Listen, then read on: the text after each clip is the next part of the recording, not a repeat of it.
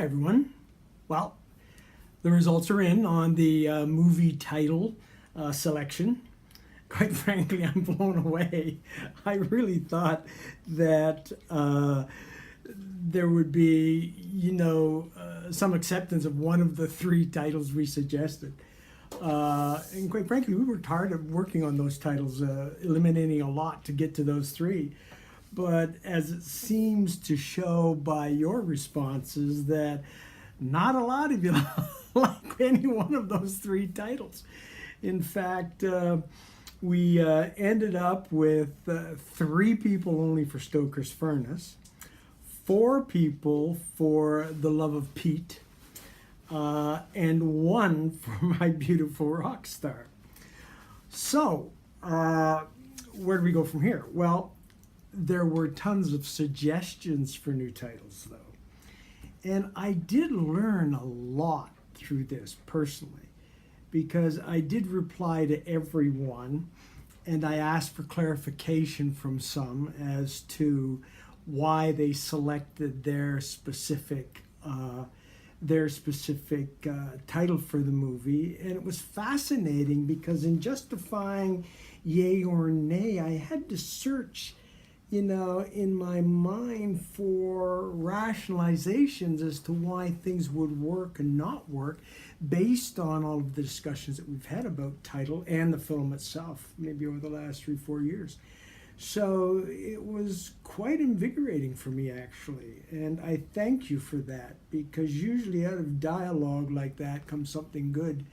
And I think if not only from a title point of view, from the film point of view, there are a couple of things now I want to go back in and redress in the film to make some things a little more clearer. And let me just give you an example of one of those so that you know what I'm talking about. I talked about this lead stranger, as he's called, who abandoned his son at birth and was going back to make restitution. But I'd kind of forgotten that there was a flaw in that decision on his part. And that flaw was that he was really doing it to take the heat off himself. In other words, he was doing it from a selfish motivation. He couldn't live with himself any longer, and he wanted to make things right. But by positioning it that way in his mind, he really wasn't thinking of his son. It was more to save himself than to help his son. That's a really interesting point in this film, because in thinking only of himself, he runs amok and literally, pushes, without really knowing it or being conscious of it, pushes his son to the edge. So, although it's in the screenplay, I really do want to make that more clear. And so, this particular exercise has really helped me emphasize that. So I thank you very much for that. And it's this type of living process, this going through the motions process, that I hope will make the film a much better film in the long run.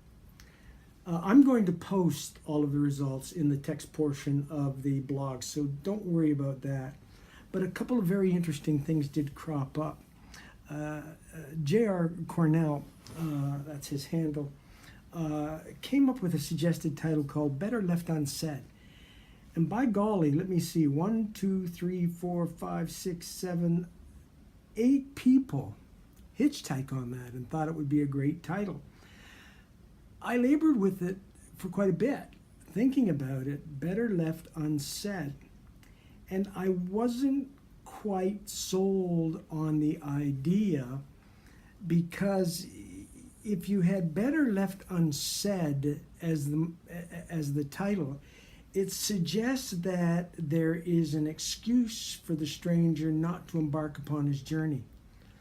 And therefore you don't have a movie. So if there's this rationalization being presented even in the title that you don't have to do it, well, then maybe that takes the edge off the whole story of the film. So I didn't look at that as being very ideal, but it did have a big following. And then along came Coin Centrado. And he came up with the idea of better left unsung. Now, what unsung did instead of unsaid was that it tied it right into the movie. The idea of the music, the idea that the common thread between the father and the son, the stranger / father and son, was music, unbeknownst to them. But they had this common thread. And when you use the word unsung, it kind of personalizes it a little more. And it does create a little more of a fantasy in your mind about what is that really saying.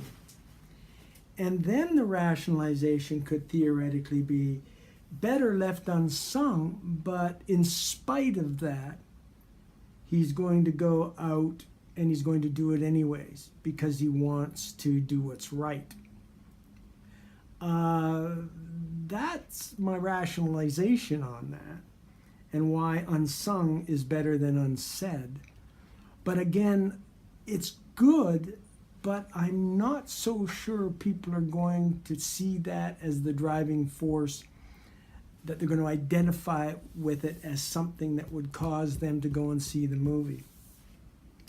However, we did come up with one that I think is pretty damn good. Never even crossed my mind. And that was by RT395. RT395 suggested The Long Road Home. My mind immediately went to a long drive I had when I was in university to go home and to tell my parents that I was thinking of quitting university because I couldn't afford it. That was a hell of a long ride because, you know, the sad part for me is they would have agreed. And it was the last thing I wanted to do, but I saw no way out. So the minute I heard The Long Ride Home, it personalized it for me. All of us have had that long ride home, haven't we? You know, some rides more serious than others. Think about it. Long ride home to tell your parents that your girlfriend's pregnant, the long ride home to tell your parents that you're gay, the long ride home to tell your father that your mother's died, or something of that nature. I mean, we've all had those long ride homes, and it does conjure up in you a real feeling or sense about something. Sometimes it's a sense of awe, maybe certainly fear, uncomfortableness.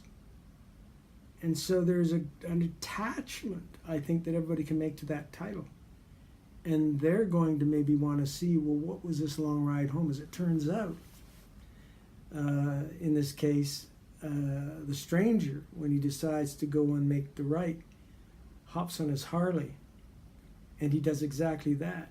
He takes the long ride home, going through, you know, along the highway in the farmers' fields and things of that nature, into a small town and through it, and then into the town that the boy was born in, and you know, all of the thoughts that are in his mind about, oh my God, I should turn around and go back, etc., etc. So I have to tell you that I'm going to sit down and chat with others about this as being a potential title for the film. If for no other reason, what we may do is end up using it in the interim as the working title, and see where that takes us. And the more you say it, the more you live with it, the more you speak it, the more you read it, the more you see whatever it may be, the more reasons you get to use it. Keep in mind, it's not uncommon at the last minute to change a film title. I worked on a film with Al Pacino and Colin Farrell. My famous line that everybody seems to want to repeat to me was rather riding a train, dancing in the rain, or feel no pain. Anyway, I was a psychiatrist in that, talking to Farrell. And I think my scene with, can't remember now. No, I was talking to Farrell. Anyways, the point being that that was a film that we called The Farm. We were working on it, The Farm, The Farm, The Farm. And it was alluding to the training school for CIA agents in, I think it's West Virginia, Langley, West Virginia, is that correct? CIA headquarters. And when they released it as The Recruit, I didn't even know it was the same movie. So, and I don't know which was better, really, The Farm or The Recruit, but obviously the powers that be decided to call it The Recruit. So, I think what we might be doing here is looking at having to work with a working title until such times as we actually decide that we go with the working title or we change it finally, and that decision probably won't be made until we actually finish shooting the film and the day we decide to start the promotion of the film. So I'm going to sit down and talk, as I say, to the people I have involved in this to see what they think about the long road home. But by God, you know something? I got to say, I think it has legs, okay? Listen, this has been a wonderful experience for me. I just can't thank you enough. I want to say to you that we're going to be launching Steam Film shortly, within 2 weeks. And Steam Film is going to be a spot where we work with specific stuff relating to acting, screenwriting, and filmmaking. I can't share much more with you on that now, but it will also be the umbrella under which we begin working on the film. This very film, as a matter of fact. So let me just say this. I will continue to be blogging under Brian-Rhodes, but both myself and others that are involved in this will be and will always have my face on the blogs or some recognizable face on the blogs, so that you know or recognize just who is part of it all.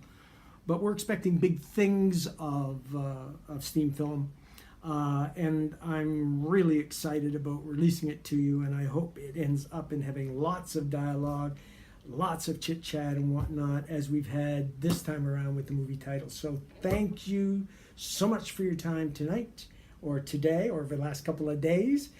And I'm going to again set tonight and tomorrow as a writing time for me to go back and check on some of these things I just talked about a few minutes ago. Okay? So thanks a lot. Take care, and we'll be in touch soon. Bye.